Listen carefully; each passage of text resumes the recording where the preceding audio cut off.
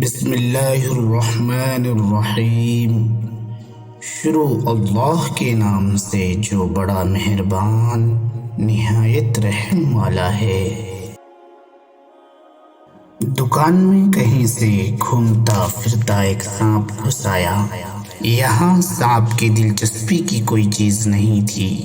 اس کا جسم وہاں پڑی ایک آری سے ٹکرا کر بہت معمولی سا زخمی ہو گیا۔ گھبراہٹ میں سانپ نے پلٹ کر آری پر پوری قوت سے ڈنک مارا۔ سانپ کے منہ سے خون بہنا شروع ہو گیا۔ اگلی بار سانپ نے اپنی سوچ کے مطابق آری کے گرد لپٹ کر اسے جکڑ کر اور دم گھونٹ کر مارنے کی پوری کوشش کر ڈالی تو دکاندار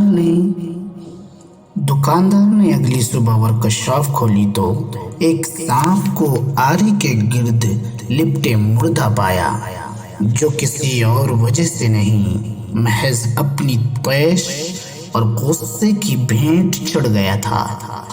بعض اوقات غصے میں ہم دوسروں کو نقصان پہنچانے کی کوشش کرتے ہیں، مگر وقت گزرنے کے بعد ہمیں پتہ چلتا ہے کہ ہم نے اپنے آپ کا زیادہ نقصان کیا ہے۔ اچھی زندگی کے لیے بعض اوقات ہمیں کچھ چیزوں کو، کچھ لوگوں کو، کچھ کاموں کو، کچھ باتوں کو، کچھ عادتوں کو نظر انداز کرنا چاہیے۔ اپنے آپ کو ذہانت کے ساتھ نظر انداز کرنے کا عادی بنائیے۔ ضروری نہیں کہ ہم ہر عمل کا ایک رد عمل دکھائیں۔ ہمارے کچھ رد عمل ہمیں محض نقصان ہی نہیں دیں گے، بلکہ ہو سکتا ہے کہ ہماری جان بھی لے لیں۔